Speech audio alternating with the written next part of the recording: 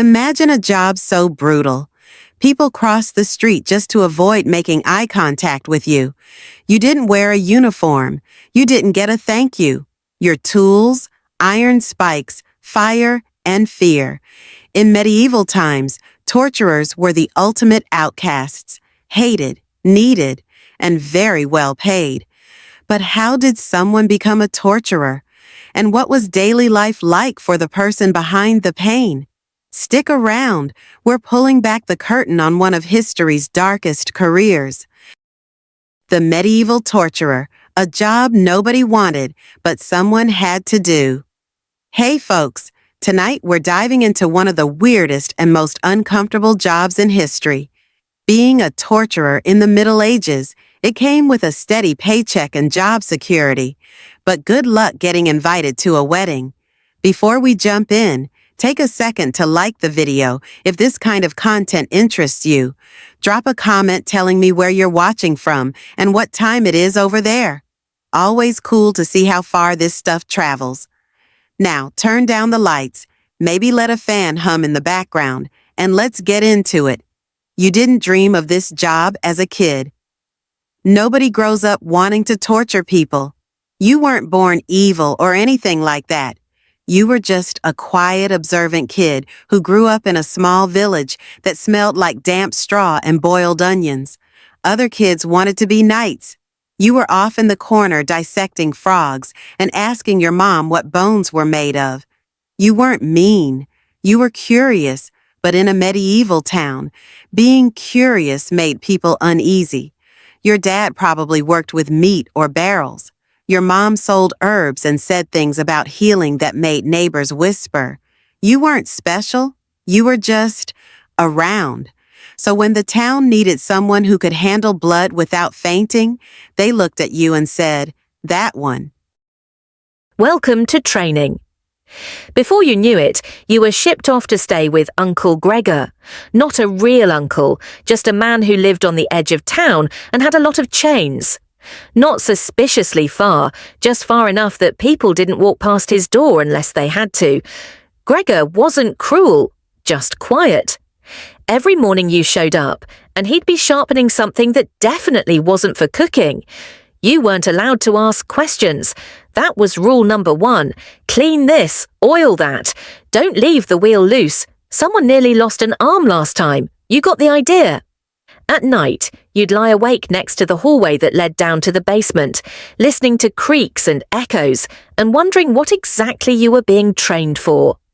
The first real day. There was no ceremony, no oath, no congrats. You're now in charge of applied suffering. Just a heavy iron key dropped into your palm. Basement, Gregor grunted. You knew the way. It smelled like cold stone and regret down there. The room wasn't big, but it had a vibe. A table in the middle, ropes hanging on the walls, a bucket in the corner. Always a bucket. You cleaned it without asking what had been in it. You were maybe 15 or 16, old enough to realize you'd already gone too far down this road to turn around. That afternoon, someone was brought in. You didn't do anything yet, just watched, cleaned, and learned. Agony had a rhythm, apparently. You were just there to mop up between verses. The uniform, leather, and loneliness. Eventually, Gregor gave you your first official gear, a thick leather apron and gloves that smelled like boiled vinegar. They didn't come with instructions, they came with expectations. Out in the village, people could tell what you did, even without the apron. You walked like someone who stayed alert for flying accusations. You could smile at someone and they'd still cross the road. The gloves became your signature. You wore them out of habit. Even when sweeping or eating. Not because you were showing off, but because you never knew when you'd be called to tighten something.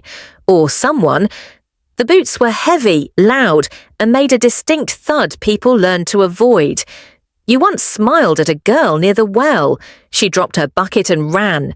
You stopped trying after that. Living close to work. Too close. Once you were deemed trustworthy, they gave you your own place. Place being a stone box attached to the town hall, right next to the dungeon.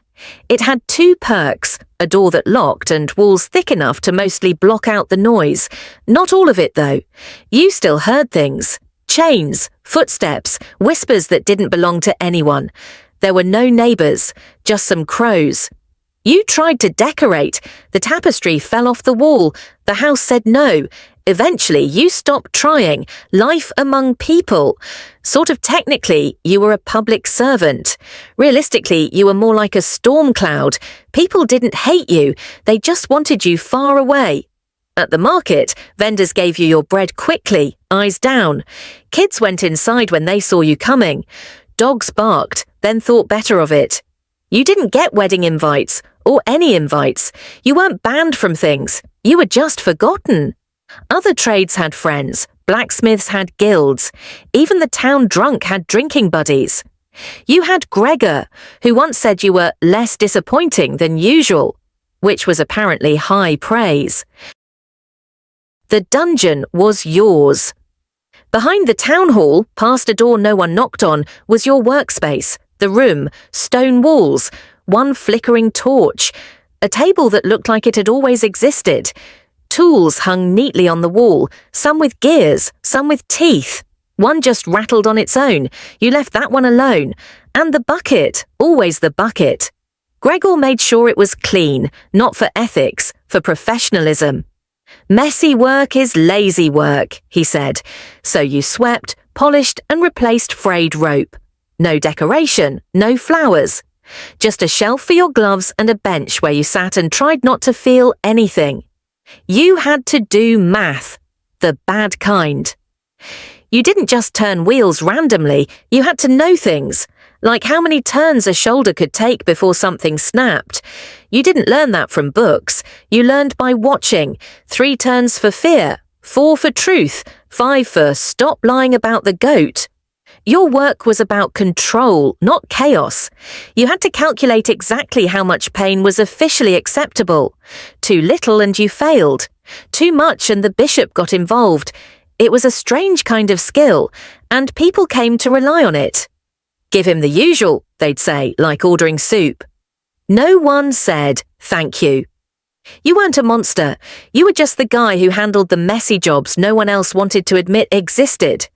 And after the job was done, silence.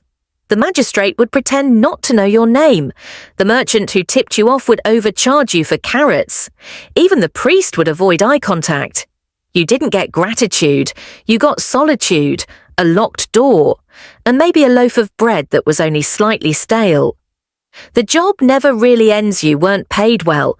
In fact, some weeks you got coins, other weeks you got cheese. Once someone gave you a chicken that looked terrified. There was no retirement plan, no thank you note, no pension, just slow hands, stiff knees, and one day, silence. Gregor handed you his gloves and disappeared.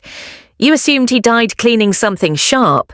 You stayed, because where would you even go?